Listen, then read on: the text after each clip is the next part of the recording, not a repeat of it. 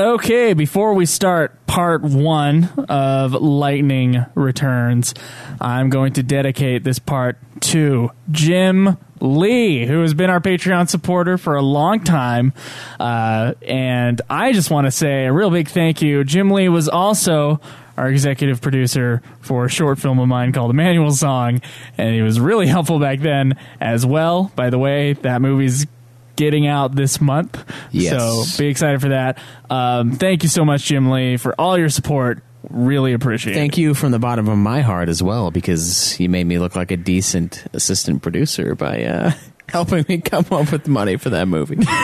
So thank you so much for all of your years of support on our many projects. From Provo, Utah, this is the Ultimate Final Fantasy Podcast with your hosts, Joseph DeGolier and Caleb Schweiss. This is Ultima Final Fantasy.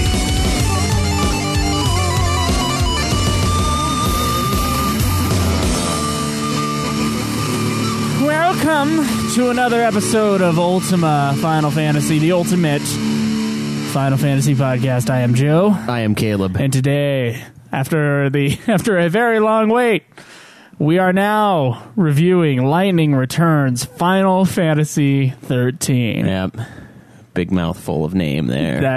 There's so many more worse mouthfuls in the series. That is true. This is no dude time. Lightning Returns Final and Fantasy and 13 are all real English language. I mean, we're talking about the localized versions here. They're all words that we are familiar with, despite them being like, it's not Dudekheim.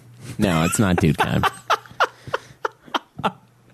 It's not 12-12 Final Fantasy 12. No.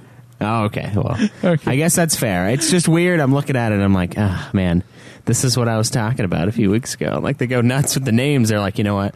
We did Final Fantasy 13. We did Final Fantasy 13 2. And now we're not even going to fuck with the 3. We're going to go Lightning Returns and then Final Fantasy 13. Hey, do you guys... Maybe they just wanted to get rid of the 13 name. Like, it was ruining their... Yeah. Lightning had a better image than the actual number. Games. The Roman numeral 13 at the time. That's sad, huh? That's probably true. They're like, I love Lightning, but God, that game, I can't play it. Anyway, yeah, we should have beat this 2 weeks ago, but due to many factors, one being that I couldn't beat the game on the first round. Neither could you, by the way, but you went ahead and platinumed it a lot faster than I beat it. Then I had to go through the second time and actually beat the game. Yeah. Then I had graduation like last week, and then I was finally able to beat the game after I moved back into my parents' place. Yeah, that's a good place to live, right? Sure, for a little while. I mean, for a small amount of time, it is not a bad place to live. Anyway, so 2 weeks late, but here we are. Lightning Returns Final Fantasy 13. Yeah, I mean, this is usually kind of where we jokingly say that we haven't started 14 yet, but we are going to be starting that shit soon, and I am going to be doing I think we need to use Discord as our official like voice chat thing, because PlayStation chat there are not enough slots there. We have a lot of people that are playing on PC, so I think I'm going to go ahead and say either we use Krinital's one that he set up for the show, for the show's free company that he also set up for us. That's how you get people to do your bidding. You create a podcast and then just feign ignorance, and then, boom. I really do have ignorance when it comes to Discord, though, so I can't feign it. That's fair. But, if you guys are playing on PlayStation, jump on the Discord channel. We're going to I think we'll try to figure out how to put a link on the site, maybe. If not, I'll create just a spot in the forums where you guys can join up so we can all communicate, be all of us on the same voiceover VoIP thing, because it's stressful to have people that are playing on PC playing with you, but you can't actually talk with them. So I mean, that's the big reason why. I had like the phone in the one ear Yeah. thing. I tried that for like one night, and I was like, I'm sorry, Credital, I can't do this anymore. Yeah, it's too much. It's driving me insane. Yeah. Okay, is Discord on PS4? No, they don't have a PS4. Well, then fuck that. Yeah. That's what I say. I'm just gonna use it I'm on gonna be playing on PS4. I'm going to use it on my cell phone. Oh, like as a external? Yeah. I tried it, dude. But that's it. I'm not using any PlayStation chat at all. That's what I'm saying right now. I'm not going to use the PlayStation chat for Final Fantasy XIV. I'm only going to use Discord. So if you guys want to talk to me, you're going to have to get on Discord because I won't do it. It's not right, man. We have like... Are you going to like switch to 50-50. PC or what? No, I'm going to play it on my PS4. I'm just not going to use the chat on my PS4 because not everyone can be on there. And we're going to be playing with people that are on PC, and it's going to be... I think it'd just be easier if we were all on the same channel. Did we decide on twice a week, or was that just something I put forth that we didn't decide on? That's something you put forth. I mean, we can. I was thinking Tuesday, Thursday, like 5 to whenever. Mountain Standard Time. Maybe 6 to whenever. Yeah. Guess maybe we should decide that and tweet about it. Yeah, Not maybe. decided on this episode. So, all right, we can decide it right now. Okay. So here's the thing. Alex is going to work until like 8 each night. Okay. She didn't get the best shift available at her new job. So you got to take care of... Yes. Okay. Until 8. Until 8. Yeah. Okay. But Wednesday I don't have to do that. Cause she has we could do Wednesday 3 off. nights a week in a shorter time. So Monday, Wednesday... Friday's really crappy. Monday, Wednesday, Thursday? Do you want to do that? I can do more on Wednesday. I can do a lot on Wednesday. Sunday, Tuesday, Thursday. What about Sunday, Wednesday, Thursday? What is it about Tuesday that you're drawn to? I don't know. It's like the middle of the week. It's not quite Monday where things need to be done. And then it's not quite Friday where I want to go do something else. What about Sunday, Tuesday, Wednesday? Would you rather have Tuesday or Thursday? How about Tuesday, Wednesday, Thursday? We right in the middle of the week. week. We could do that. We could do Tuesday, Wednesday, Thursday. Okay, Tuesday, Wednesday, Thursday after 8. Okay. Wednesday we can start earlier. I was going to say maybe you should talk to Alex about this. Oh, well, this is happening. This is okay, all right. With the podcast was first, okay? I don't want to sound rude, but this came first in my life. Therefore, podcast has some weight. Okay. I'm not saying more. Tuesday, Wednesday, Thursday after 8 o'clock. Yeah. Well, does she get off at 8 or she get here by 8? I think she gets off, so it might be Okay, so like 8:30. Yeah. Okay, listeners, this is official. Tuesday, Wednesday, Thursday, 8:30 p.m. Mountain Standard Time. Yes. So that's Utah time. It's not Arizona time. Don't get that mixed up. Arizona's a freak. Yeah. Okay? They don't believe in daylight savings. They don't do daylight savings. So sometimes they're right, sometimes they're wrong. I actually kind of wish we were on their schedule, but we're not. Yeah, it's stupid. Anyway, so if you want to join us, that's the time that we're going to be on. That's perfect because if I get a job, it'll be a daytime thing. So that'll be and I'll find time for that. I'll probably jump on other days of the Probably week be as on well. for like 2, maybe 3 hours. Depends on how tired Schweiss is. Yeah. So looking forward to that though. Okay. I've heard a lot of great things about Heavensward, so I'm pretty stoked to get back in. And one of us will try to stream, so we'll figure that out as well. And if you want to check us out there, that'll be twitch.tv/Ultimate Final Fantasy.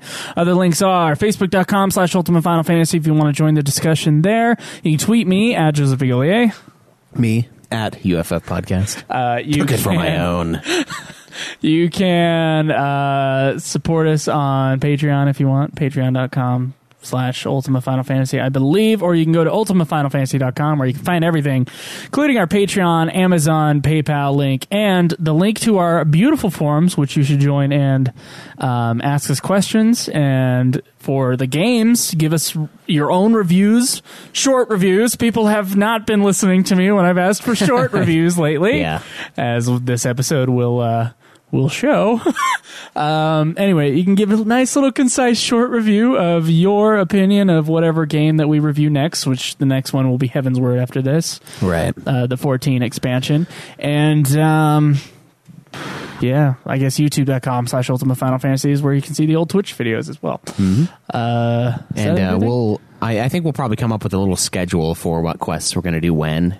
So if you guys are playing separate from us, you'll know what dungeons to hit at what times. That's a good point. We did that last time. I can't. Yeah, we'll try to look at the quest line for Heaven's Word and get that out there, and I'll throw it on the forum when we get that up. So okay, if you're playing but not with us, if you want to give us a phone message, which can be a question or an intro for the show, it's 385-204-3921. Let's talk about the development of Lightning Returns Final Fantasy XIII.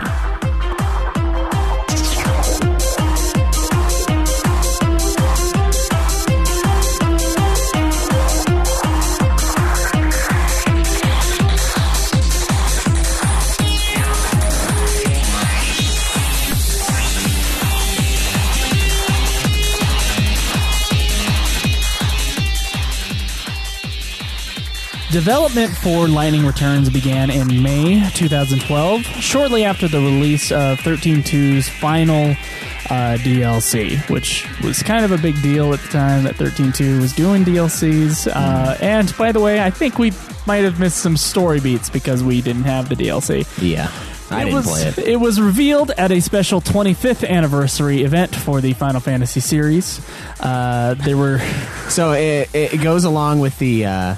every 5 years they announce something. They announce a nothing. Yeah. Yeah. Okay, cool. There were no concrete plans for a second sequel to 13, and the idea apparently came out of brainstorming future Fabula Nova Chrysalis content. They weren't even sure if they were going to do a sequel to 13.2, which is bizarre because 13.2 totally ends with a cliffhanger. Yeah. But I guess it's a cliffhanger for DLC, possibly. I didn't even look that up. That's just what I'm assuming. If anything, 13 is the one that feels like, why would they put a sequel out to this one? 13.2, it's like, well, yeah, sure, go for it. Sure, yeah, go for it. But 13, no. Yeah. Toriyama was apparently unsatisfied with the ending of Lightning's story with 13.2, even after all the DLC content that apparently expanded her story in that game. Lightning, of course, dropped as, well, she wasn't really the main, she was the main character of 13, sort of. She was, at least in the marketing, the main character of 13. Yeah. And she was a big deal for the 13 universe, and she was kind of put in the backseat of 13.2. Right. And I guess Toriyama unsatisfied with all that. So wait, he was unsatisfied with Sarah's story in the first one, so he made 13.2, and then he was unsatisfied with Lightning's story in 13.2, so he's like, nope, 13.3, and now he's going to be like, you know what? I'm really unsatisfied with Mog's storyline in Lightning Returns. He was barely in there. Let's do Final Fantasy 13. Mog Returns. You know what?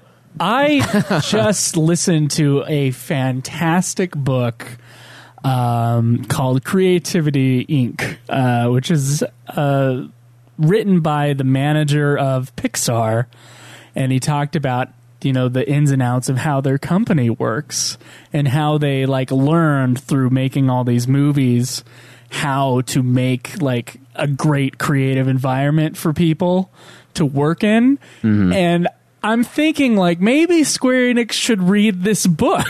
Yeah. Because Toriyama shouldn't be unsatisfied with the story. So what Pixar does now is they don't go into production for a movie until the director and the screenwriters and everybody is satisfied with the script before they go into any production whatsoever. And that is kind of rare with big budget Hollywood. They usually are okay, we got a project, now go.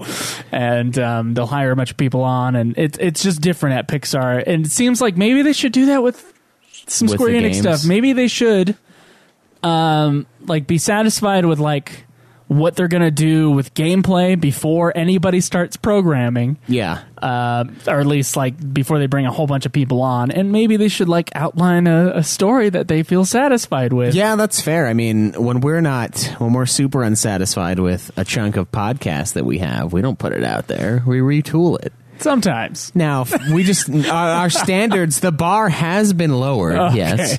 But be that as it may, there have been times where we're like, dude, let's just restart. We were all over the place.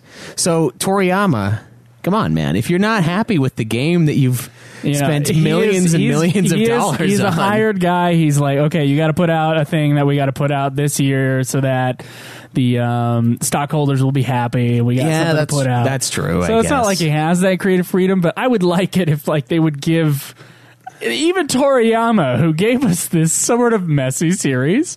I feel like maybe if they gave him some more time to like, if he's really that concerned about telling the story, maybe they should give him more time without hiring a whole bunch of other staff. Yeah. More time on the story. That's fair, yeah. Especially because it's the third in a trilogy. Like, if you're still not satisfied by the end of this one, which, I mean, we don't know yet, like, what the fuck, man? Just make 13-4. Just do it. Anyway, why not? So most of 13-2's key staff returned for the series finale, including producer Kitase, director Toriyama, as we talked about, and all three composers. Now, there were two composers for 13-2 and one composer from 13. They were all brought together. I guess there were a couple from 13. Anyway, three composers from the previous 13 series games were brought in for the music, which is probably why sometimes it sounds like a 13-2 soundtrack and sometimes it sounds like a 13 soundtrack. Probably, yeah. And the game was made to address criticisms made to the first two 13 games, and mostly I assume their linearity and swapping a menu-based system with a full-on action RPG system. Yeah, this game is... You know, I felt like 13-2 was really wide open, but Lightning Returns is, I think it's even more open than 13-2. There's no question. And it's crazy because 13-2, I was like, man, this is way non-linear. And then Lightning Returns, I'm like, When you're saying that in context of a Final Fantasy game, which are usually very linear, 13 just didn't hide it well. Right. 13-2, it was linear up to a point, but then you could you could do all these other things and open up these different quest lines, different worlds, which I totally did not do. And you jump into the big wide open areas a lot faster than you do in 13. That is true. You don't have to wait 20 hours into the game before the game opens up like 13 does, which is, a lot of people dropped out. We've talked about that before. Lightning Returns, it doesn't even wait a moment. It's like as soon as you find out that these dudes are killing blondes, then suddenly you can go everywhere. Yeah, it's nuts. That system, by the way, that action RPG system, was something that they apparently wanted to experiment on in previous games, but the hardware could not handle all the elements that they wanted. Oh, so PS3 somehow got PS3 better later? No, so this time, since there was only one or two characters in the battle system, and since Lightning is switching jobs all the time, which apparently resets something so that it's less hard on the hardware. The job switching ability thing was a thing to save on, I guess, processing power or something. I don't really understand it, but that's what they were saying anyway. Because of that, they decided that's how they were going to be able to do it. Apparently, those two things were really tough on the processor, and it's kind of crazy that's why we have the dress system that almost we had in 10-2. Yeah. Was actually like a actual hardware issue sort of a deal. But it made for an interesting battle system, I thought. Yeah, for sure. And we'll get into that later. The production was in a bit of a rush, as we said. I mean, this was sort of just brought up in 2012, in May 2012, and it came out in late 2013 in Japan. So it's pretty fast game. A bit of a rush since they wanted the game to be released before the next generation of consoles, and the next gen versions of the game weren't even considered. Okay, so this was going to be a PS3 game. It was going to be a PS3 game no matter what. Okay. Unlike with 13-2, the game had to be built from the ground up, because of all the new areas, which is likely the reason Tri-Ace, which is another company, they were brought in to do work on the game's graphics. They were so rushed that, unlike in the other games, the cutscenes were made before the voice actors were brought in, which in Japan is apparently very unusual to have the animation done before the actors are brought in. It's unusual here. That would be weird, yeah. It's what if I want to create a better line for this? What if I have something better? Now it's too bad. The lip flap will be bizarre. You got to do this one. It's I was, I know this is movies and not not games, but I was watching the special features of Tale of Princess Kaguya, which is a beautiful movie, and that movie took 14 years to make. They wrote the script like really early on and had all the voice actors come in like relatively early on, and the recording was done for years. Oh, wow. And they were just animating to it, and it took them a long ass time because of the animation process that they created for that movie. So that's obviously like that's just what you do in animation is you can kind of do like storyboards, and then you have actors and you have storyboards to match the actors' performances once you've decided that's pretty good. And then you animate from there. So just another testament to the rush. So they just made the cutscenes and then had the actors do it, and I assume they probably adjusted cutscenes a little bit, but I found no information outside of that. So Lightning Returns was released in 2013, late 2013 in Japan, and early 2014 in February, I think, in most regions. In other regions, too, sort of dismal sales, at least. A lot of gaming publications made note of this. It was in comparison to other Square Enix games at the time and to the other 13 games. I believe 13-2 sold like 2 or 3 million copies. I don't know. We said it on the last episode. And then 13, of course, sold like 6 million copies on its own.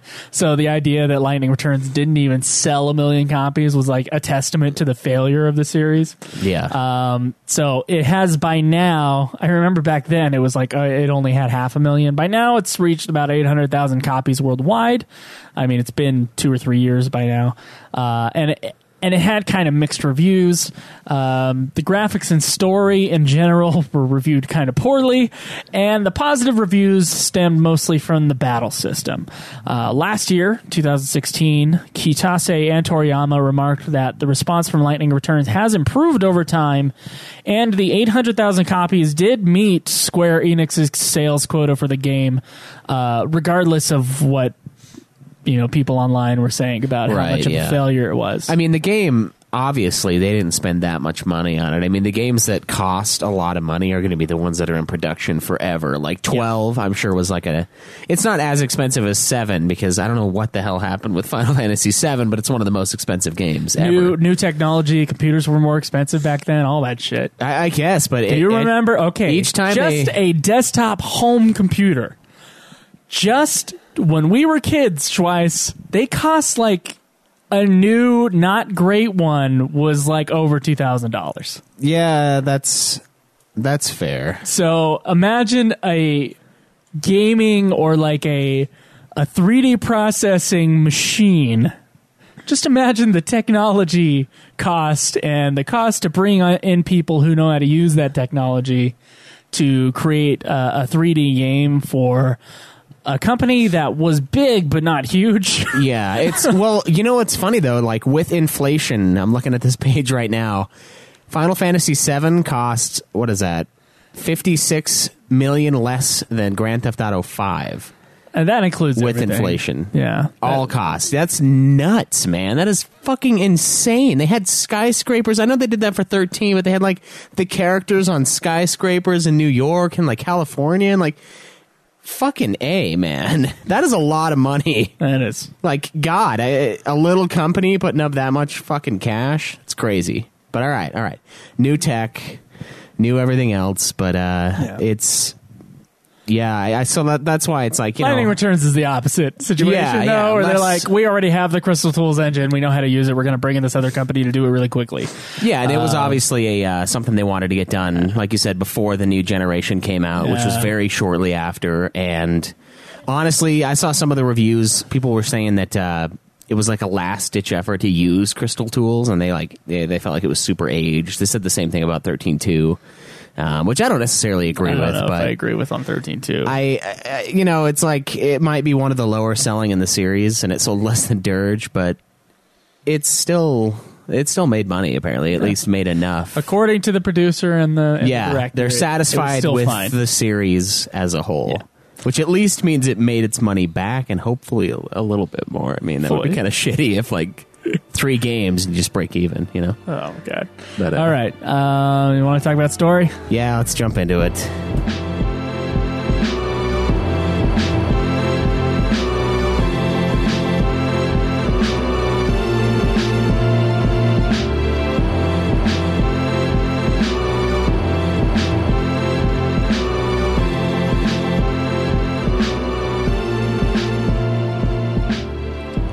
So lightning wakes from crystal stasis by the god Boinefelza after 500 years of rest. Wait, isn't that the name of the planet that they... Wasn't that in 13.2? Oh, wait, no, it's not connected to that at all. He just happened to name it after God. Yeah. Anyway, the world is going to end in 13 days, and lightning must save the souls of the people on Pulse to bring them to a new world God has prepared for them. Hope has been chosen to guide Lightning from the Ark, which is apparently a place where all the rescued souls go, and his appearance goes back to the original 13 to guide her on her journey. Anyway, so Hope, yeah. Oh, we're talking capital H, right? Capital H Hope? Capital H Hope. And not the idea of hope, but hope S sign. Capital H. Capital H, yeah. I thought you said age. No. Capital H Hope. Yes. Okay, capital H. All right. Capital H Hope is back as like a guide. He's kind of weird. He also, it's not the cool Hope from 13.2. Yeah, it's like a homeschooled Hope is what it is in this game. He's like, he's kind of awkward, and he doesn't ever want to shut the fuck up, you know. And he's always talking about like himself, and it's homeschooled Hope. Oh my god, yeah, homeschooled Hope. Likewise, by the way, there's an annoying girl who looks like a younger Sarah. She follows a lightning around, and you don't really get anything out of her. She just kind of taunts you pretty regularly, about once a day. Yeah, she's kind of the game's lolly. You get 13 days to go through this game. Wait, 13 days? Yes. Again? Yep. Okay. And so she taunts you. Overall, there is one soul Lightning really wants to save, and that is of Sarah, who I thought totally died in the last game, but that's not important. She wants to save her soul, not necessarily her life. Anyway. Oh, and by the way, no one, when she gets on the planet, we find out no one has aged since the end of 13.2 because of the death of Etro, who I guess was responsible for sort of like a Hades figure. Yeah. Moving souls around so that there would be, there's birth, death, and life, and right. Etro is kind of in charge of that because of souls. Yeah, so essentially everyone has become elvish from Lord of the Rings. They don't die from age. They could still die from getting the shit kicked out of them, but they are immortal as far as time is concerned. Yeah, I guess that would make murder even more heinous. Yeah, it's like, dude, what the fuck?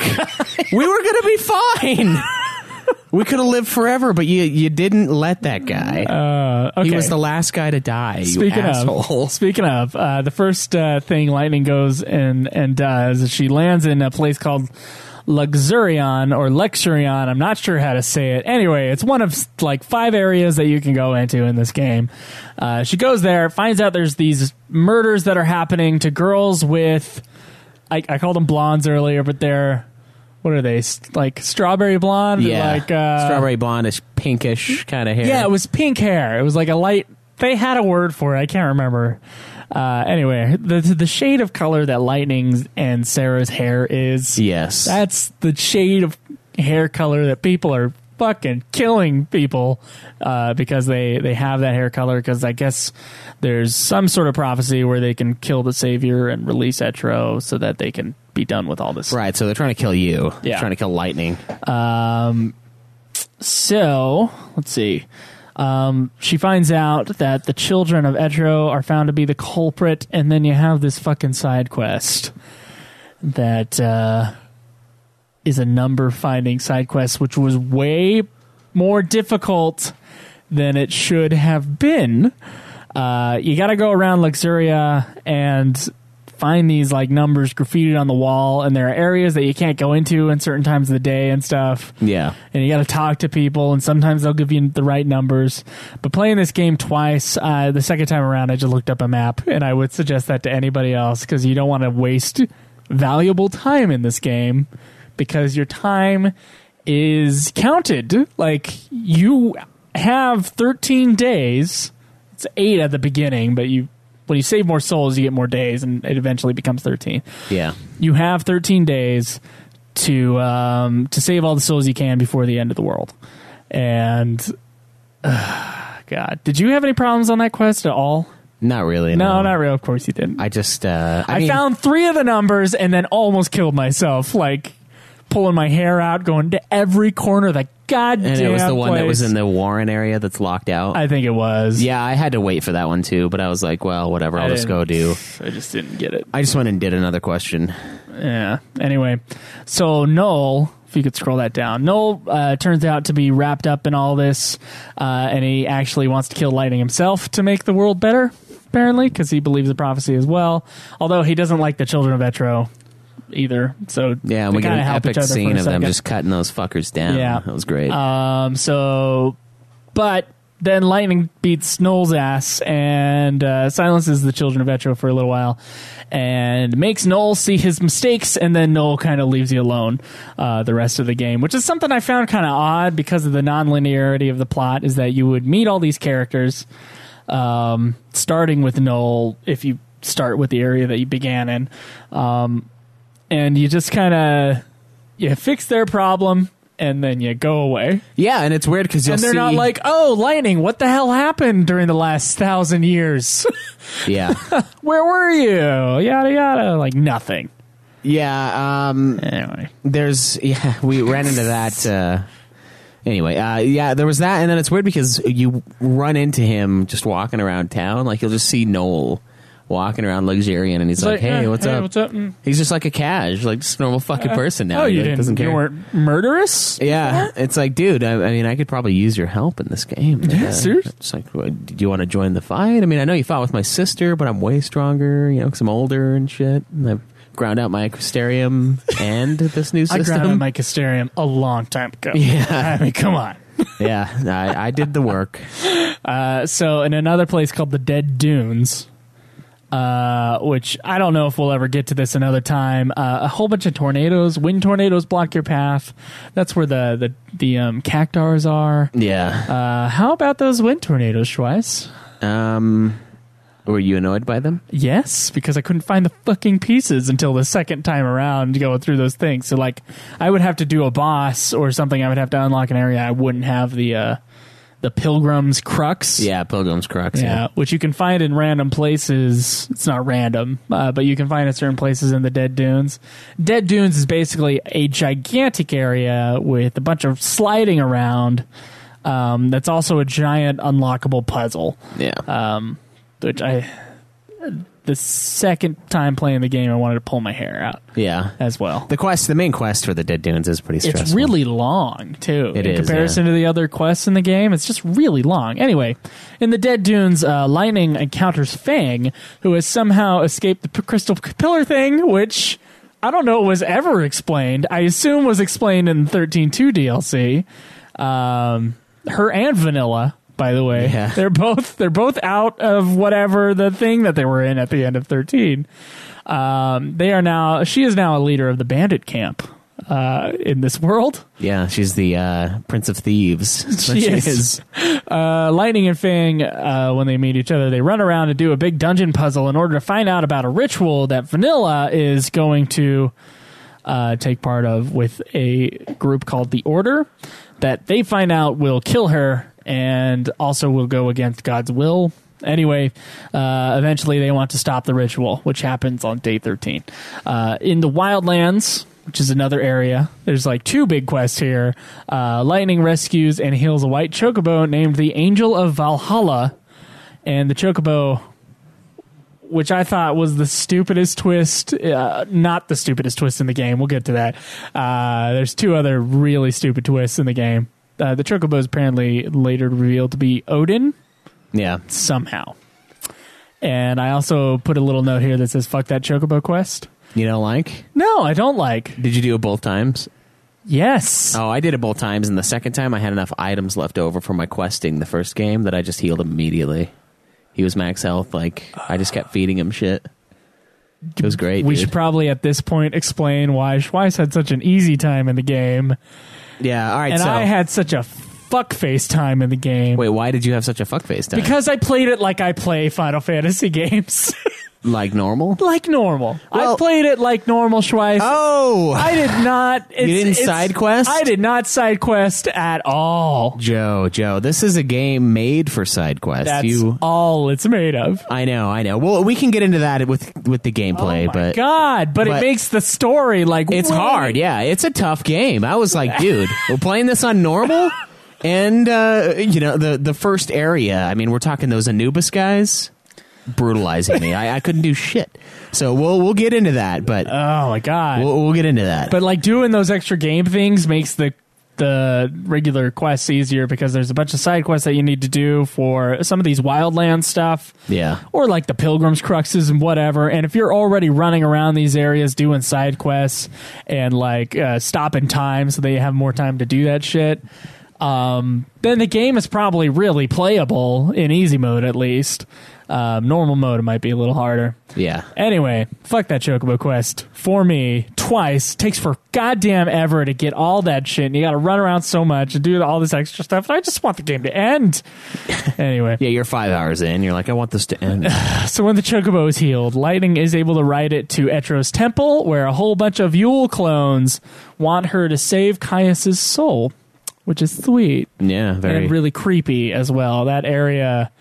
You would meet one Yule who's like a different Yule, and she explains that there's a shitload of Yules. Yeah. And then she'll like summon some steps, and then you got to go up those steps, and then you'll find another Yule being like, many Yules. What I wanted to see and then was, she'll give you some more steps. Was like Caius just making two of the Yules like make out with each other because like it's the end of the world, so he doesn't care anymore. Awesome. Yeah, this will be epic, Yule. Now I want Yule 3 and Yule 5 to scissor. Oh, God. Fuck it, man. Everyone's dying. Why not? It's just masturbation anyway, right? It is, yeah. It doesn't harm anything. Yeah. It only makes you go blind. Yeah. I like that. It's the worst it'll do.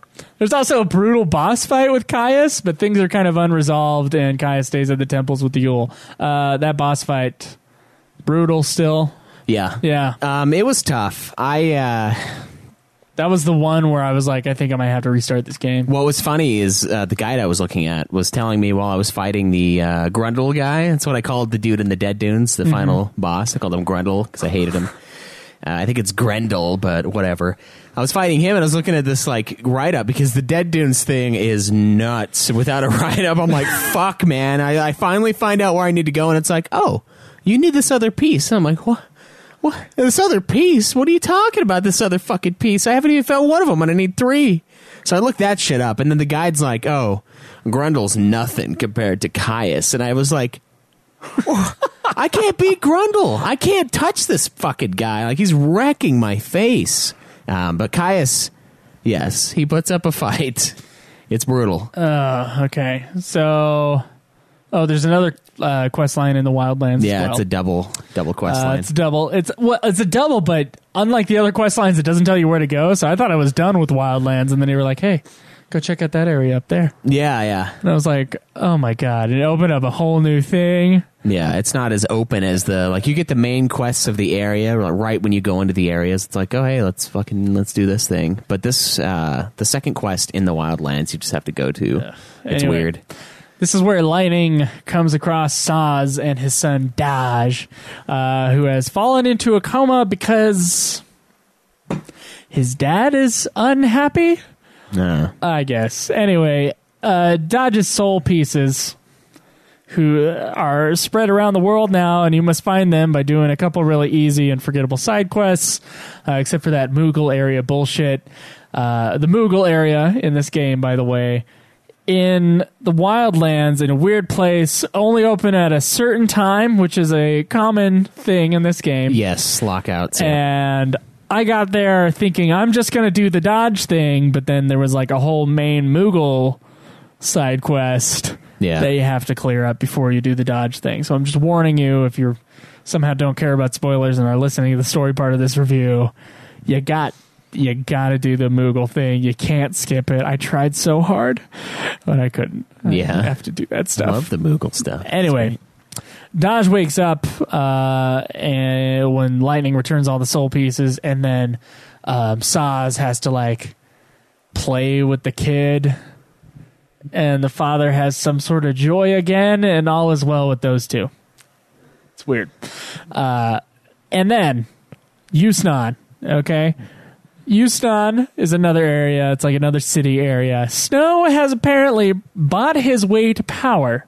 He's called the Patron, but he's gone nuts since Sarah's death, even though it's been like 500 years and he should be over it by now. Yeah, you think. Anyway, he hides himself in his palace, and like Lightning has to find a way in, and she finds like Sarah's necklace is like the key to getting into his room, and finds out that Snow is trying to become a Fal'Cie so that Lightning will kill him. Yeah, to end his suffering, kind of.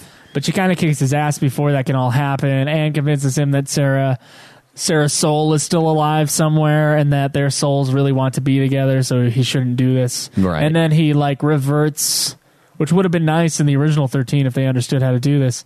He like reverts out of his Fal'Cie mode and goes back to being that would have been useful. Huh? Yeah. And by the way, this is all after you have to break in and do a really big fireworks show side quest. And you got to put on a play. Oh, yeah. This is where it becomes 10-2 for about 3 seconds, because they're like, oh, well, you have to have a stunning dress for this. And I was like, no, dude, don't do this. Don't pull this what can I do for you garbage. I was afraid. Were you afraid at this moment in the game that that's what was going to happen? And she did end up like doing a bit on the stage, but it was not as shameless in any way as 10-2 for me. Oh, having been a gay kid in high school, apparently. My mom thought it was anyway.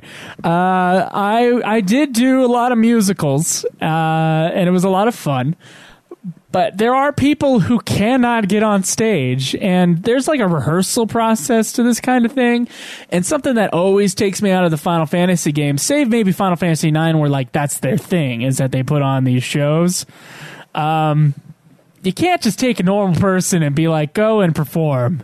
Yeah, you gotta warm up to it. There's like a warm up thing. She doesn't even care though. Maybe her confidence is just so. She's ready. Well, caring would require her to be a much more developed character. And since she's basically a female Cloud, I mean... Anyway, she's got to put on a play. Because she looks like the savior, she's going to play the savior, but she also is the savior. Super meta play. It's fucking stupid. Anyway... Her plan is to have like way too many goddamn fireworks so that it creates an explosion so that she can get into the Snow's palace and hopefully not too many though, or else everybody fucking dies, right? Right. Yeah. So anyway, the world eventually, after you do all these main quests and do as many side quests as you can before the world kind of ends. Every time you do a side quest, your time gets expanded just a bit. Yeah. Or every time you do a main quest, your time gets expanded. And then you also have this power, which is cryostasis. Sorry. Cryostasis, which you can use up your EP, which you gain by doing battles, which will like pause the clock on the game for a certain amount of time in order to kind of keep going, I guess, without having the clock run down. Anyway, so when the clock finally does run down, which, of course... You get all the equipment you need by day 8 and day 10, which is what I did at the very end thing. After my second round through most of the content, because you can restart if it's like too tough. You can get to the end of the world and then just like restart the game, and it's like a new game plus automatically. It's pretty sweet. Yeah, it's bitchin'. Yeah. Anyway, you let the clock run down, and it's the end of the world. So at the end of the world, Lightning completes all the main quests. All this crazy shit happens. The first crazy fucking thing is that Hope, and there were clues, and I did suspect this, Hope turns out to be God. Sort of, yeah. I think Hope dies, and then God comes back with Hope as his image. But the Hope, as you were playing with in the game, turns out to be God. Inside of a Hope husk of some sort. So his husk will be gotten rid of now that God doesn't need him anymore. to use him because like Hope like didn't understand things about their past, and so there were kind of clues why Hope was being all weird. So that was a twist where it's like it happened and you came home and I was like, dude, Hope is God. And it was just funny. Anyway, also revealed is the fact that Lumina, which is the annoying girl bugging you every other cutscene, is a younger Lightning and not a younger Sarah, like an image of her. Yeah, she's like Yeah. I don't know if I thought that Hope was God. I don't think Hope is God. I might be wrong, but I felt like Hope was himself and then he died. And then Hope he is came like back. a Jesus Christ. He's God. Well, you're on Earth. He's you're like, the Jesus, though. You're the Jesus. Well, character no, in this. I'm saying that like Buenavelza is God, right? And then Hope is like this husk talking piece for God. Huh. Yeah. Maybe I'm wrong. I don't know. I just never got that feeling from it. But Anyway, okay. Someone will correct us, whatever it is. yeah, either way. Lightning and her friends decide to go in and stop Vanilla, remember? At the dunes, they find out that this ritual that Vanilla's going to do is going to kill her. They go in and stop Vanilla from performing the ritual and save her from the Order, who turn out to be real fucking dicks at the end. Yeah. This allows Lightning to find Sarah's soul kept inside Lumina somehow. I guess it was the ritual. Anyway, Buenavelza arrives and captures everyone but Lightning after this chaotic right. mess. And earlier you said that it was the Order are going against God, and they're not. They're doing God's will, but that's going against what Lightning wants. So God wants to...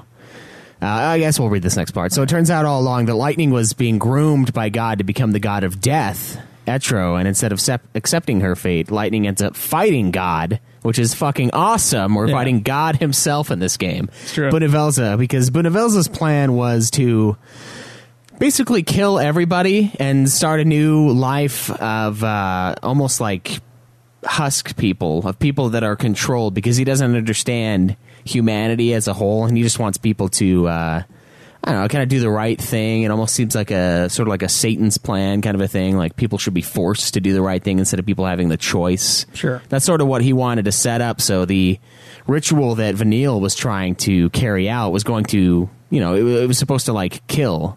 It's supposed to end up killing a lot of people. So she defies him, and then God gets pissed. And, of course, the only thing to do to a pissed God, if God of War has taught me anything, is kill him. That's right. So there's a huge boss fight, which... yeah. You have a hard time with? Is it tough? Got a big, hard time with. So I saved my game when I sped through the main quests. And then I slept in an inn, which you can do, and you can pass the time. I slept in an inn day after day after day. And I was like, I'm going to go kill the final boss because I've gone through the story basically twice. Not fully, but basically twice. Right. And then I could not kill the 4-stage boss that is Buenavelza. Mm-hmm. And so I had to restart, and then I looked up a guide, an equipment guide, for a good schemata, which is the dress classes, I guess, that you would call them. You can do 3 at a time. I was looking at a good schemata and good weapons and stuff to have for the final boss, and like a good general tactic. And so I had to play the game with that in mind and like get a bunch of money and work that out. And then I did the same thing where I slept in a bunch of stuff. And even the second time after I'd gotten all that equipment, it done like a good amount of side quests, not a whole bunch, not as many as you do. I just did the easy ones where it was like, oh, I already have the item. Just better accept it and then complete it, Yeah. God, dude, that boss fight was sick. Yeah.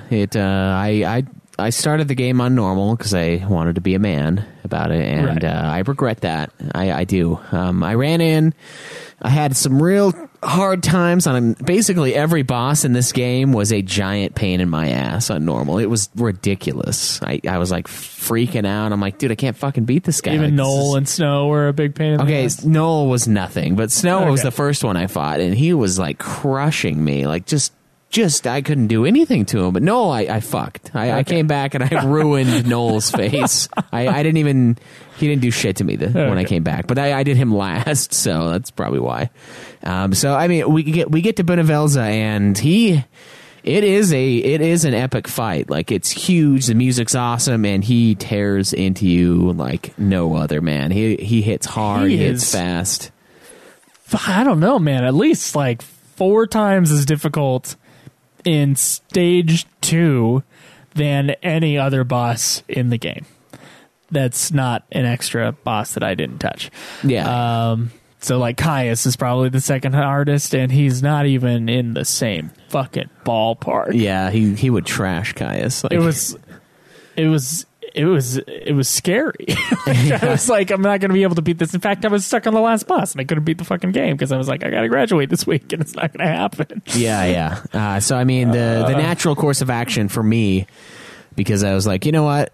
I'm just going to try to beat the game tonight. It was really late one night, and I was like, I've done a lot of side quests. I'd done like 48 side quests. I felt powered up. I felt ready, That's most of the side quests in the game, I believe. Jump in. All right, I have a hard time. I'm like, all right, well, you know what? There's a little side quest here. I can go grab an ultimate weapon for lightning. That was at the end. You could go into 4 different areas, kill all the creatures in there, and solve a puzzle and get the weapons. Yeah, I get a component. I'm like, I'll do that. I'll make it a little easier just in case. I couldn't even do that. I was like, okay, well, fuck the ultimate weapon. Let's just go try the final boss. Nope. Second stage, no. Second stage took it out of me. You weren't even in the third stage. I got to the third stage. Okay, because that's where I got on my old save, and it was just like not even close. I had already like flushed out all my extra shit. I was almost out of items when I got to the third stage. Fourth stage is a cakewalk, so that's unfortunate. You just have to stagger the guy. Yeah. And then you can crush the life out of him. Yeah, but if you've already used up all your EP... Yeah, I guess that would be tough. There's no... I don't think I had any by the fourth stage. I didn't, and I almost died. So those extra creatures that pop out at the ending boss and give you 1 HP, they did that to me while I was trying to stagger the fourth guy, and just luckily he didn't hit me again. Oh, wow. And I popped him, and then I was able to run his health down, and that was just like too close. Yeah, it's like an FF9 intensity. Dude, it's like a 30-minute boss fight. It's like the end of 13-2. It's that long. Yeah. At least it was for me, and it was just... Yeah, it's intense, and it's a great fight. I love it when they have multiple stage fights. It sucks when you're trying to beat it, because you're like, fuck, I just want to be done. Like, this is freaking me out. I got a podcast. Yeah, but it's a great experience as far as the game goes. So yeah, I couldn't beat the final boss. I only died to him once, and then I was like, I'm restarting this. I can't do it. Like, I was like, okay, I can't get the ultimate weapon, so I don't know how much more damage I could be doing. I think I'm gonna have to do a New Game Plus to platinum this thing. I'm just gonna go back, and I'm just gonna do it again. Yep. And I did, and I cruised through that fucker. I did not cruise through him the second time. I didn't do all your side quests, though. Yeah. I mean, the time that I killed him was the time I got the 1 HP left. Oh, okay. The other time was the time where I was able to get to the third stage and then was just plowed. That third stage is tough. Yeah, it's rough. It's a hard boss fight. So anyway, she destroys God with the help of the people she reunited with in the game, except for Saz, which is kind of funny. It's just late. Yeah. Releasing its hold on humanity. To take the place of Etro, instead of lightning, the multiple Yules, and Caius volunteer and are sucked into the unseen realm to move the souls around, just like Etro. Yeah, it's kind of like it's honestly like a reincarnation to me, is how it sort of feels in this universe. Like that. And that's exactly what happens with all of the souls that are rescued, because we're all reincarnated into a new planet. Yeah. Oh, this is the exception of there's one Yule, which is Noel's special Yule from 13-2. Just kind of wrapping that thing up. Yeah. In the end, all the surviving humans and all their souls are brought to begin life on a new world. which looks exactly, and I had to double check this because you said it was Earth, and I was like, I'm not sure if it was Earth. It might have been Earth-like. I had to check some screenshots of the planet that we saw an image of in the. It's Earth. I know. It looks exactly like Earth. Fantasy based in reality, motherfucker. Want to kill Toriyama. No, I don't. But that is so stupid. Oh my God. What's dumb is like the. So what? This is reincarnation where everyone remembers their past life. 13 is a prologue to this life right now. Yes. Twice. Yeah.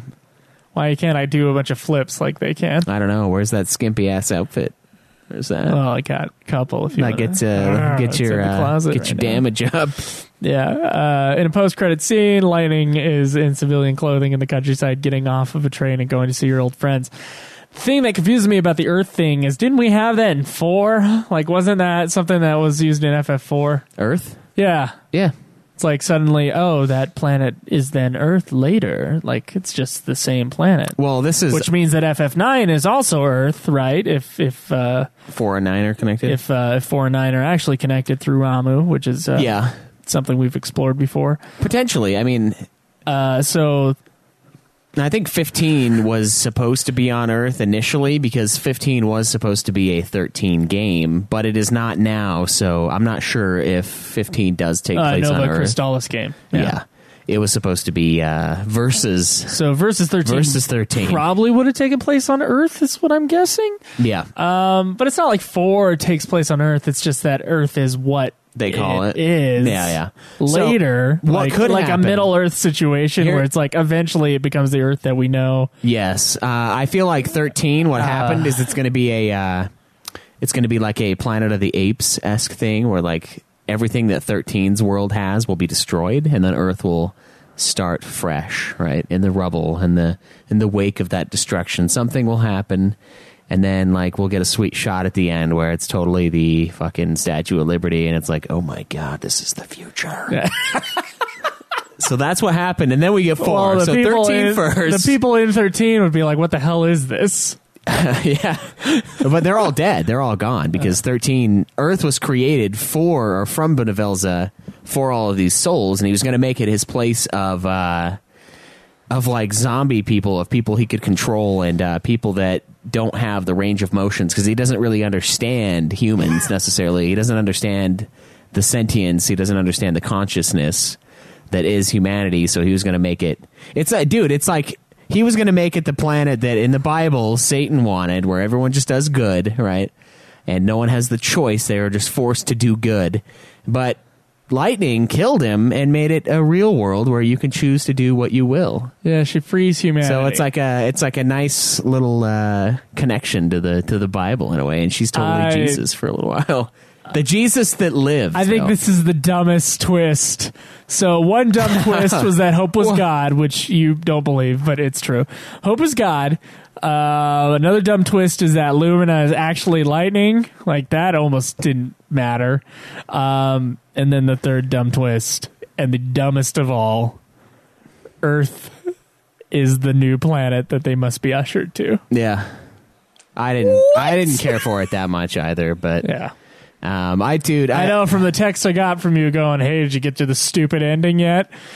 Yeah. Or whatever you said, but it was something in that realm, and I was like, huh? I didn't care. I just thought it was a planet, and then I had to look it up. I'm like, oh my God, it is Earth. I didn't even see that. Yeah, I was playing it, and I was like, oh, God, why? Why I thought it was just like a new pulse. Oh, like, really? Yeah. Oh, hell no. Yeah, I knew what that shit was, and I looked at it, and I was like... My TV's brightness or my contrast was low, so I didn't see all the continents, like... Yeah. Fully outlined is what the reality is. Yeah, and the reason why I don't think that Hope is God is because there's also that one dude, Sid Reigns, I think.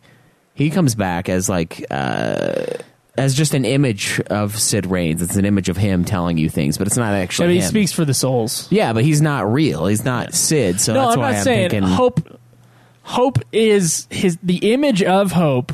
So the Hope that you know through, because you think he's Hope, through this game, is God talking to you. See, I must have missed that. You did. Because that... But I don't think... Yeah. Dude, that doesn't make any sense. I thought it was the dumbest thing ever. Maybe that's why I didn't catch it. But I don't think that's true, man. I think he dies. It was hilarious because of all the characters that turns out to be God's mouthpiece. Yeah, it was Hope. Yeah. Yeah. That's true. I don't know. Maybe I am wrong, but I remember him like saying, okay, well, it's time for me to go. And then he dies, and then God takes Hope's image. But I don't know, maybe. That would explain why he seems like a homeschooled Hope, like I said earlier. Oh, yeah, he says weird things. He doesn't remember things quite right. I mean, that was a twist. Yeah. Is that he turns out to be like a husk that Buena Vilza is talking through. I don't know. And he just chose a younger Hope. It was really weird. 13-2's Hope was better. I don't know why they would choose 13's Hope. I don't know. It's dumb. It's a downgrade. Well, shit, there's the story as we saw it. What do you think? I don't think 13 or I don't think Lightning Returns Final Fantasy 13 shines because of its story. I feel like the story is it's fine. It's interesting at times, I guess. I like Buena Vilza as a final boss a lot. I thought that was great, but that's more of gameplay to be completely honest. Like, it has an epic setup. But as far as like the shit that's going on in the story, it's pretty light in this game. It's actually surprisingly light for a 13 game. Now, it does still have some deep lore, and obviously some long cutscenes in between the days, and obviously a couple things that you and I don't really agree on. So I'm not sure, but it's not because it's like too much, and it's like, no, you just totally missed that. It's because it's like it's just super light. This game is about the gameplay. So story wise, I don't really think it's that interesting. I think it kind of comes out of nowhere too from the beginning. I'm just like, I bought the DLCs for 13 too, but I almost feel like if we're going to touch those, we need to. Yeah, I regret it now. I wish I would have played them to like segue into Lightning Returns, but I feel like that might be something to do in the future because it's sort of a prequel to Lightning Returns. Maybe this is us telling Square that stop doing that shit. Maybe no required story DLC before your sequel. Yeah, just do it in the game. Just do it in the game. So it was off in the beginning, and I was not a fan of it when I first started this game. The story was like, I was like, what the fuck am I doing here? Like, what am I? It's all bizarre. No one's aging, and like some of the elements like that I thought was cool, and a few other things I enjoyed, but I don't know. The story is largely forgettable for me, and all I can say about it is, we killed God, and Earth is where we live now. And that is kind of what sums up this game. Like 13-2, you can talk about Yule, you can talk about Caius, you can talk about their plight.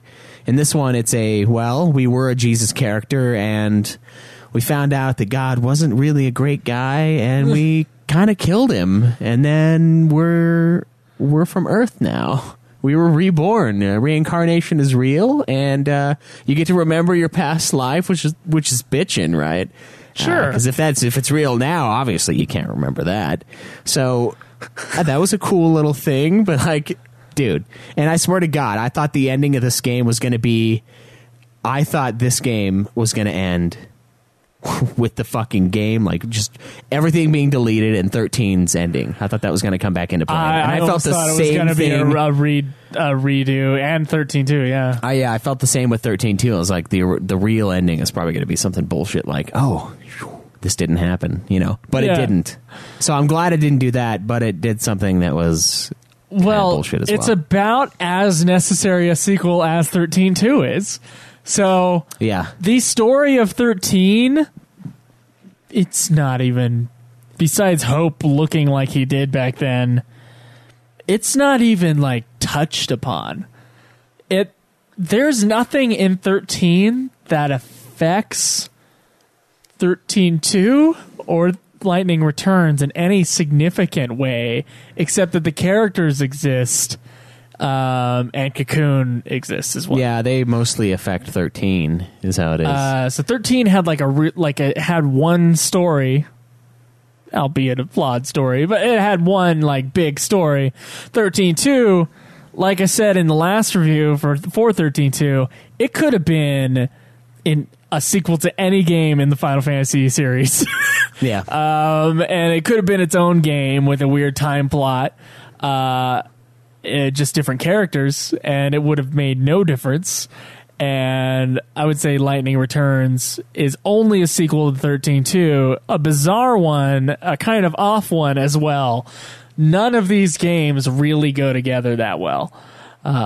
Lightning Returns almost has no foot, no molecules connecting it to the original 13. Yeah, it's weird. I mean, I guess the only thing we can really pull is the Fang and Vanille being in Crystal, but they're not in Crystal anymore, so it's like... Which I don't even know. I don't even know what the hell happened. I'm sure someone will tell us. Well, no, what happened is that's why the world is ending, I think, is because it fell, and it's like ruining... I thought they stopped that in 13-2. Like, I thought that was a big plot. Oh, no, it's the darkness from... there's like a darkness thing that's engulfing everyone. I think that's what's killing the planet. But I feel like something happened where they... I don't even fucking remember. They're out of the crystal. That's all I know. Okay. That's all I can recall. Who the fuck knows? Anyway, so on that confusing note, let's talk about what's not confusing in this game. The gameplay.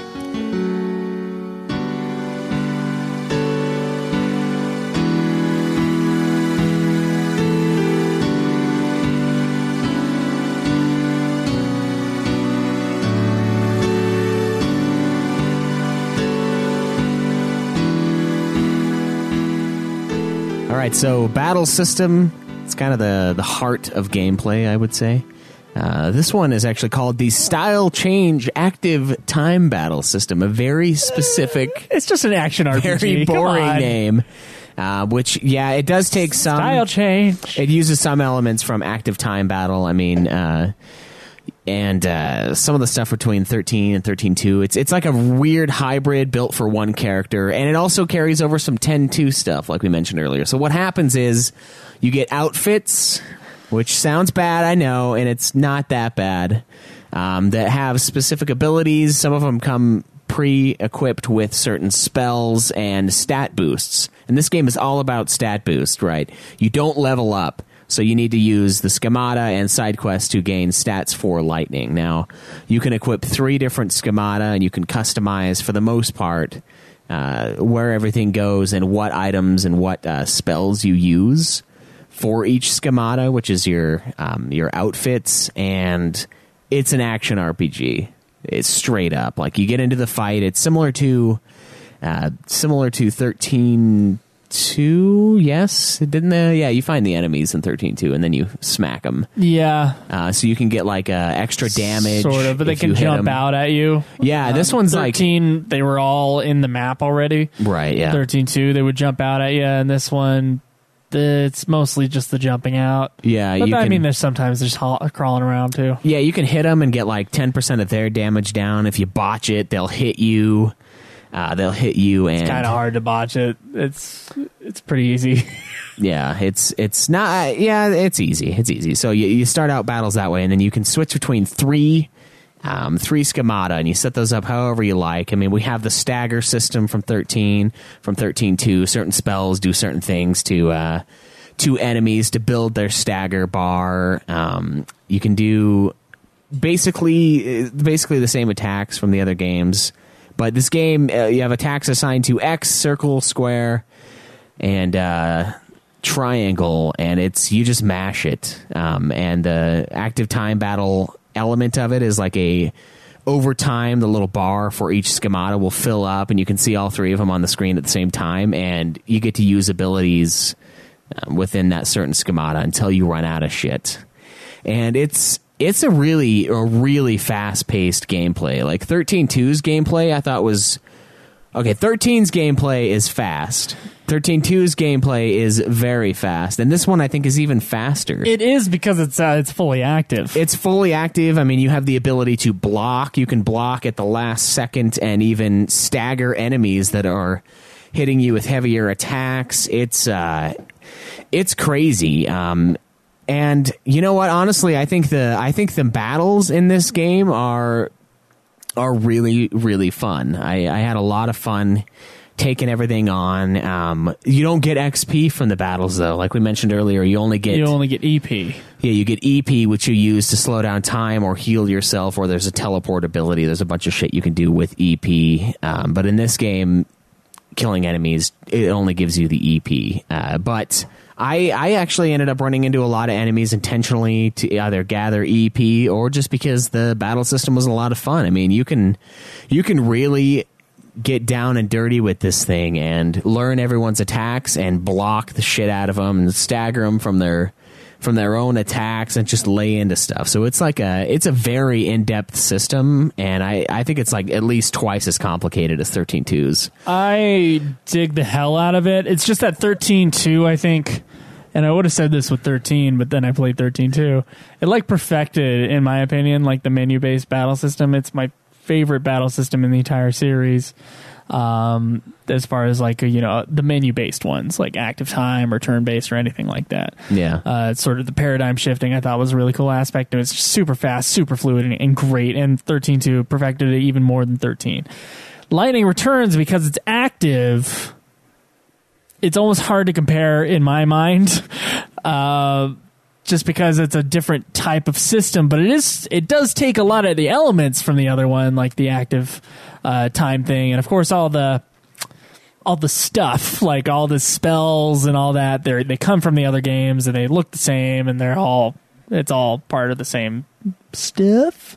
Yeah, and you do have the paradigm shifting system in the form of the dresses, but I don't know, dude. I thought it was different, and I'm not going to say it's better because there are better action RPGs out there. Yeah. But as a Final Fantasy action RPG, I thought it was almost like the perfect next thing. Yeah, and it's like you said, it is very different from 13.2's, and that's why it is hard to compare. I loved playing both of these games, honestly, as far as the actual gameplay is concerned. And I mean, they removed the menu in this game almost completely. You can go into the menu and use like initially I think you get 5 item slots, and you can't use, you don't have you don't have to go into a menu necessarily to use the items. You do, but it pauses the game and then you pull it up and you swap stuff out, and you can only have 5 things equipped at once in the beginning, which is brutal, and it adds to the difficulty of the game. But yeah,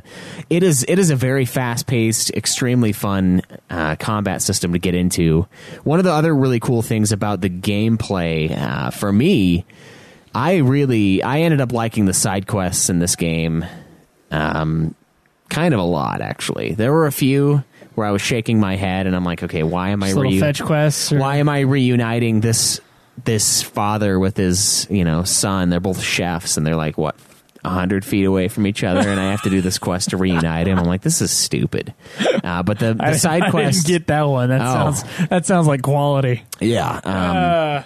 Honestly, though, I think these ones blow 15 side quests out of the water. I think there's more depth to them. I like how they actually play a part in the main story. I mean, doing these side quests for these individuals, you capture their souls, and you can then save them at the end of the world, quote unquote. So I thought that was cool how they implemented it that way. And then also you get the stat boosts. So rather than leveling up, you get a predetermined amount of HP. Sometimes you get strength, sometimes you get magic, other times you get both. For completing main quests, you get like an extra active time bar. There's like a bunch of things you gather from the side quests, and that is how you level up in this game, which is honestly, I thought it was dumb at first, but I ended up liking it quite a lot, to be honest with you. Like, you can skip a lot of the battles, a lot of the optional ones, and just go in and do fetch quests and side quests and help people out and gain your strength that way rather than actual combat. There's a lot of similarities between this one and FF15 that you can definitely see very clearly. One is that it's an action-based RPG system. Yeah. And like some of the ways that the items are used is kind of similar. Another thing is that the game encourages you, and it's even better than regular battling, to do side quests instead of just fighting monsters on the way. And that comes from this game. However, according to the people who made 13, they said that they didn't even look at Lightning Returns as as like something to copy. For the guys who made 15? Yeah. I don't Which is believe like, that come for on, a second. really?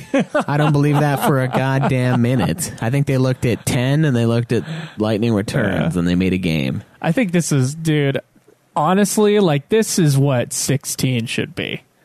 A Like system that's kind of a hybrid thing. A system that's like this. Yeah. Like Lightning Returns, but hopefully the hardware can handle a little bit more complex sort of things going on. Yeah. But it's like it can bring the people who come in with FF15 with the action system, and then it still has the active time element and the strategic elements that we get from the older Final Fantasy games. It has parts of that within the system, and it feels like almost like the perfect hybrid. Like 15 doesn't come out of nowhere if you played Lightning Returns. Yeah, Lightning Returns is definitely an influence in my mind, regardless of what those clowns that made 15 say. They're full of shit, dude.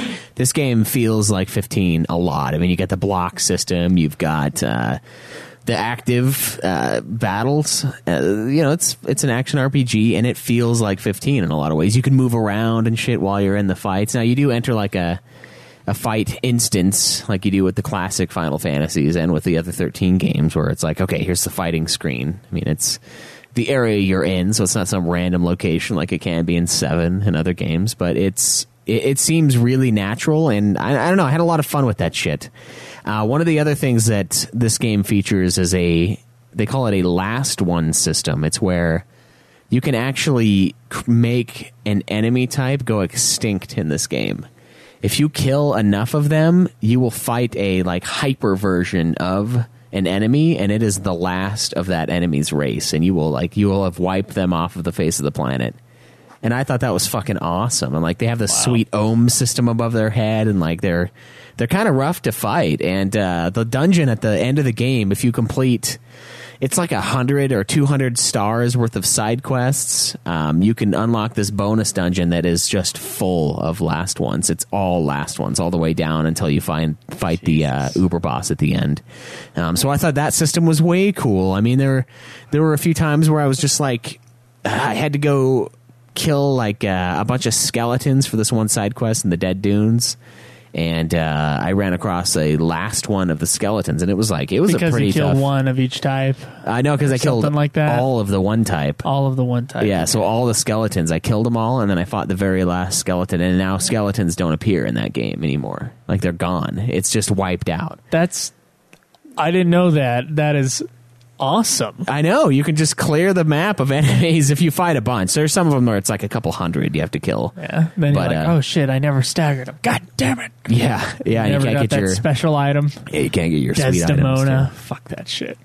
So let's see, that part of the gameplay was really cool. The super bosses in this game, one of them they were both tanky, but one of them I just spammed poison on and watched his life slowly drain away. You were complaining about that, or at least like regretting that you didn't have to fight an epic battle. You just kind of had to. But the one keep yourself alive and cast poison on him. Yeah, the one in the Dead Dunes area, that guy wasn't fucking around though. That was a tough one. I had to pull up some random ass.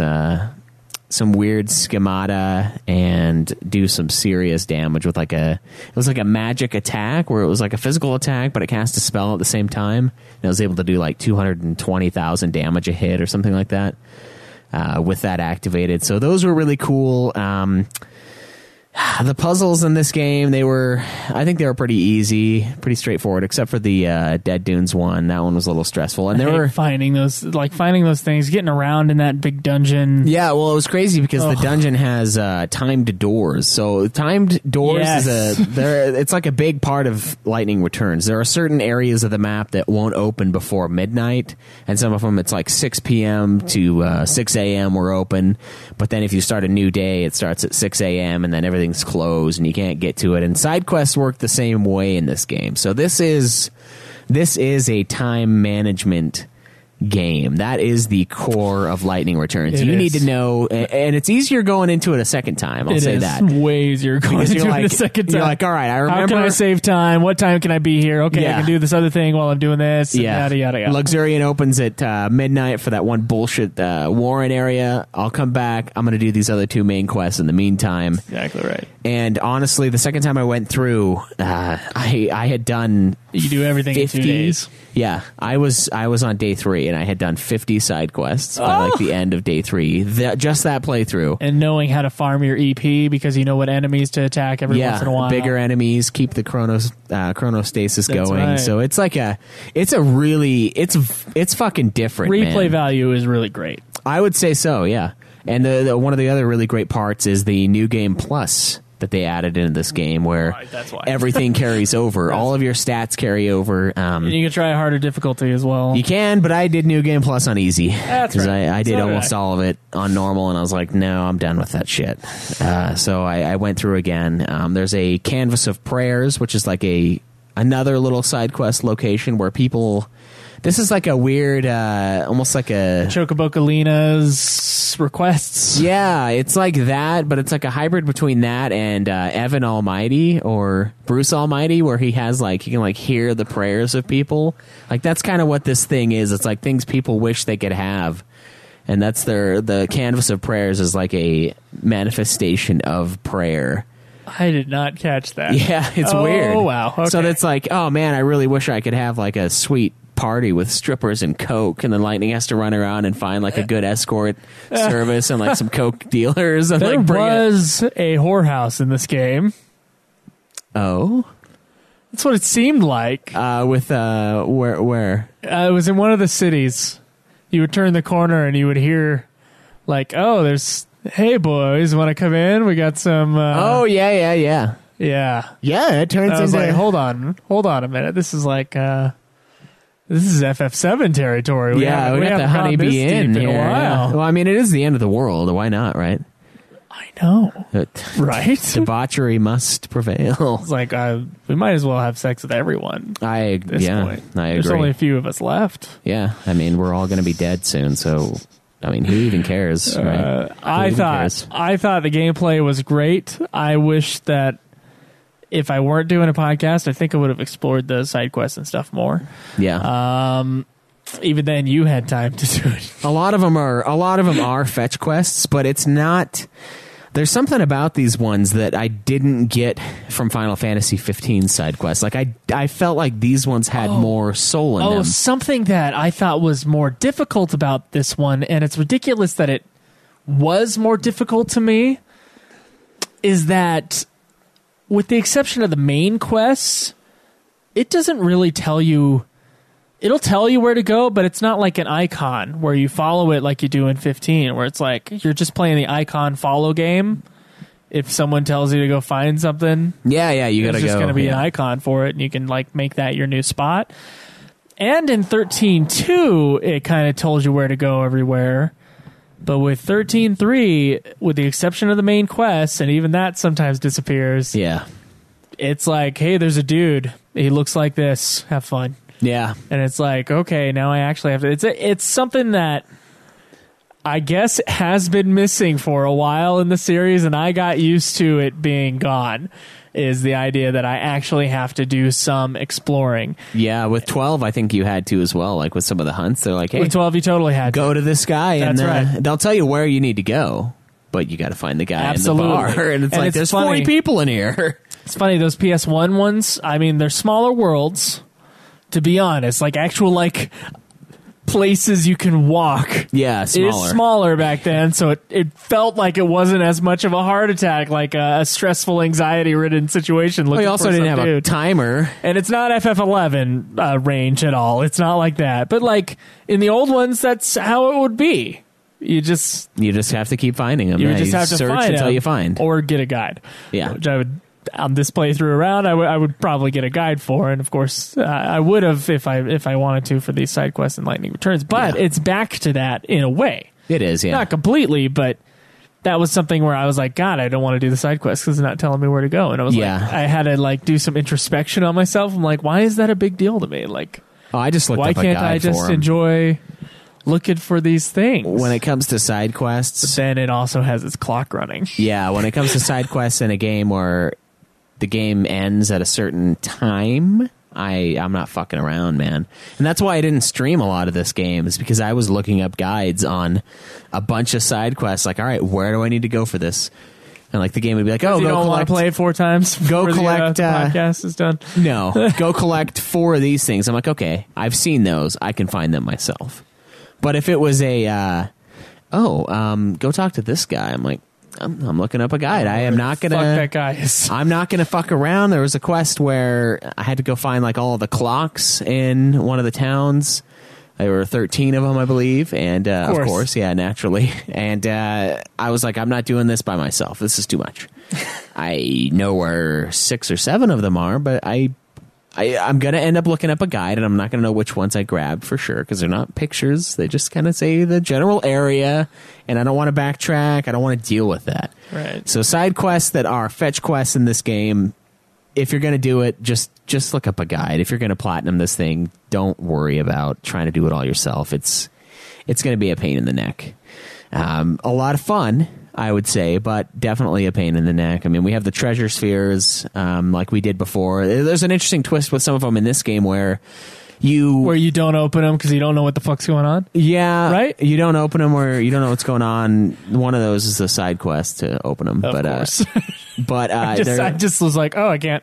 The red ones. I can't open this one. Yeah. The okay. ones Well, that I'm just gonna go away and not worry about it. Yeah. The ones that were red, that was for a side quest that only appears at a certain hour. Yeah. Did you have to do that to platinum?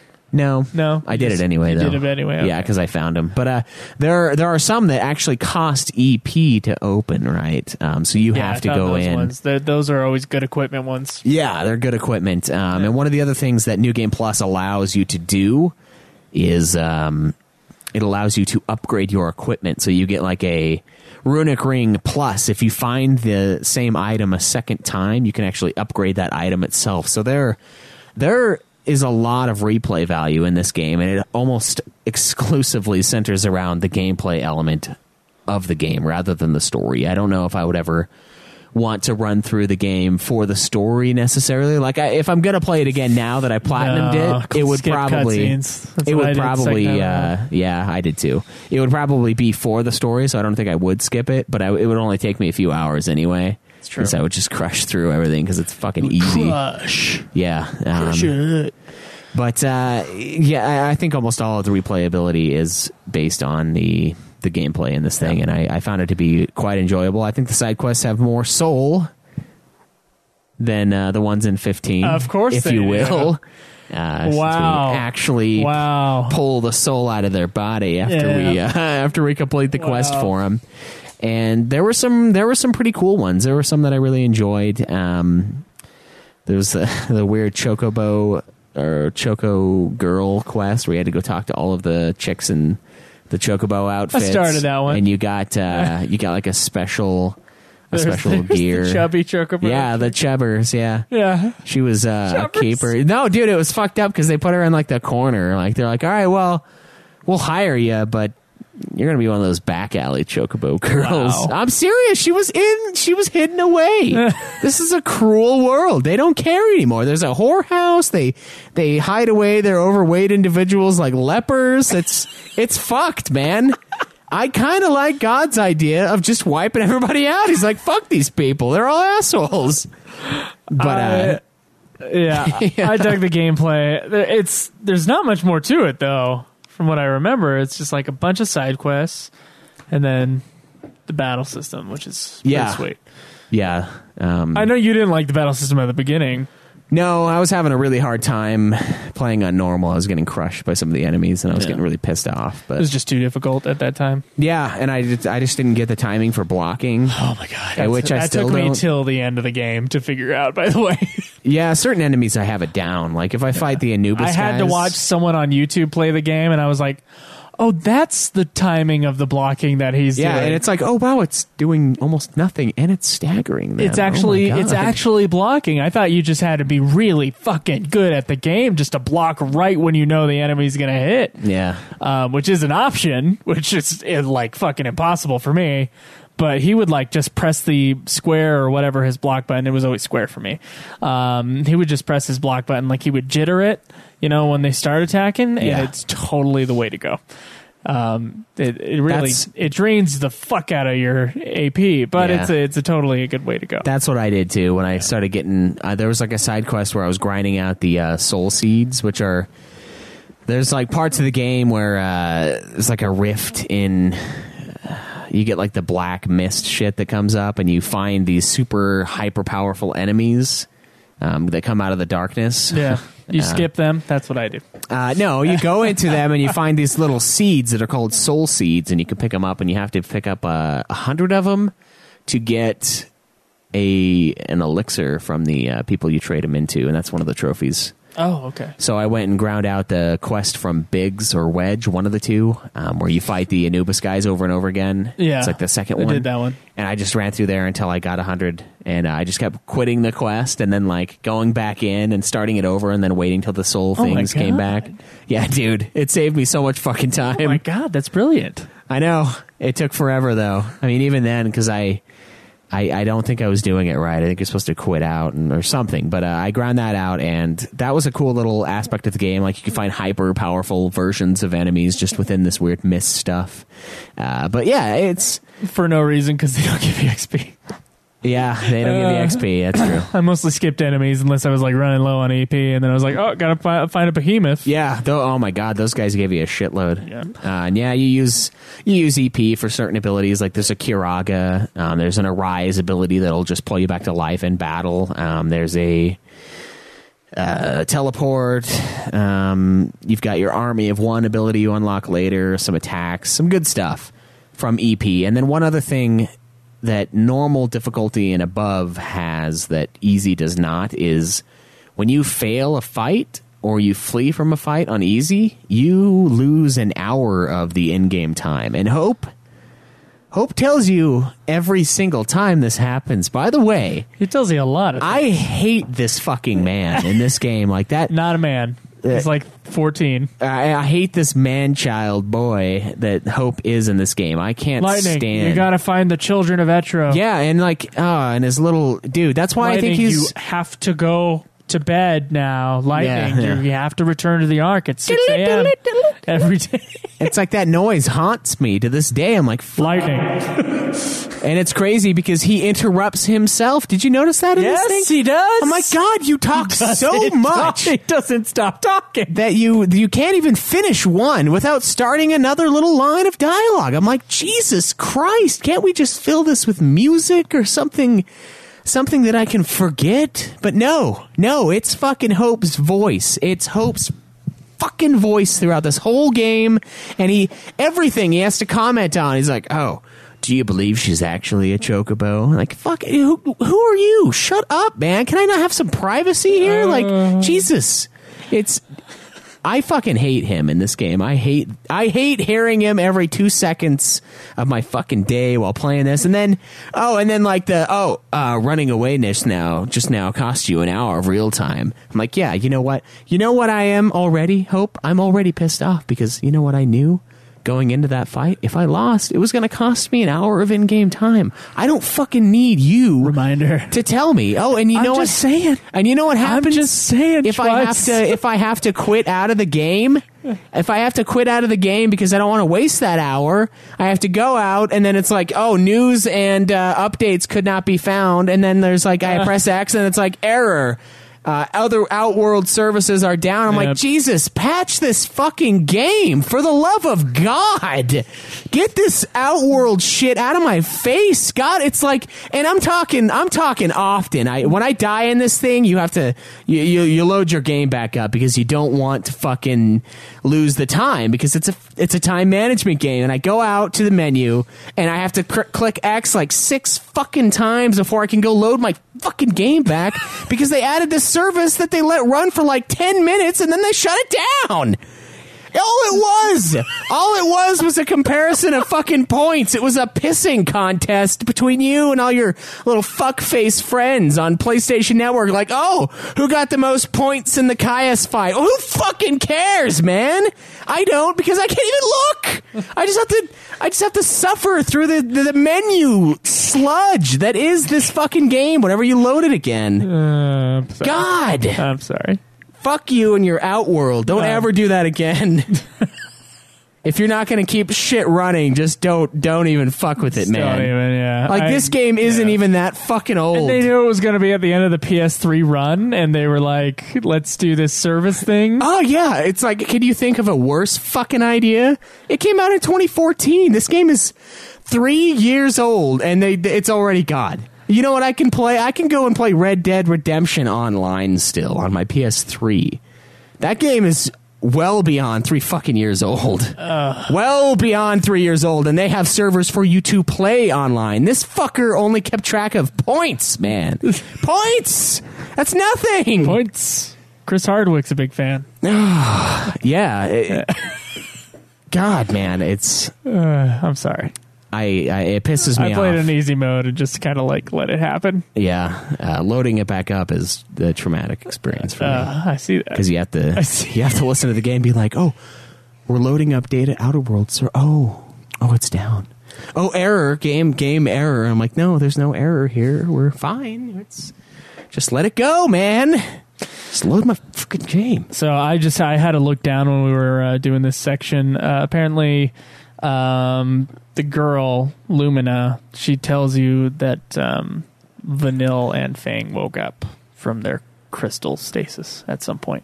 Yeah, and Jake mentioned it was just earlier. in a cutscene. Yeah, Jake mentioned that the crystal thing collapsed, but they weren't in 13.2. There was a hidden cutscene where they could, or a hidden part of the game where they were like, one of them was having a bad dream. She never went, according to the Wikia, it doesn't say anything about her getting out of the stasis in 13.2. So this was all Lightning Returns, and just suddenly they were out of the crystal. Well, I think the thing collapsed, though, in 13.2. Right. So happened, but they were still in crystal. They were still in crystal form. Yeah, I do remember it collapsing now. But yeah, I didn't. They were just out. Like, you just found Fang, and I was like, what the fuck are you, what are you doing here? They were just fine. You found Vanille with her antler. I argue that it's still out of fucking nowhere, that suddenly they're fine. It's like, oh, you guys woke up? Because usually in the 13 universe, there's a reason. What's the reason? Yeah. Anyway. Okay. Gameplay. Let's talk about the look of the game.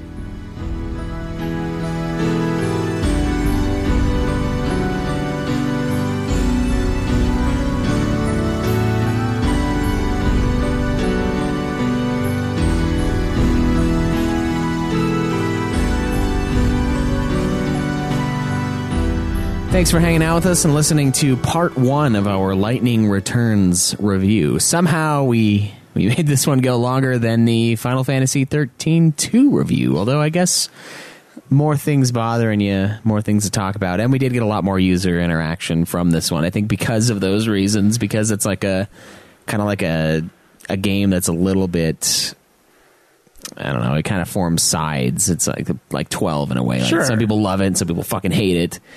But it's so different that there's more to talk about, I think, maybe. Yeah, maybe that's true, yeah. It's weird. I didn't expect it. I was like, this will be a, breeze. Anyway, but so we talked about story and gameplay on this one, and we talked about development. Next time, we're going to be taking in your guys' questions, a little bit on music and the look of the game, and then your reviews, the legacy of the game, and final rankings. So stay tuned till next week. Enjoy the grind.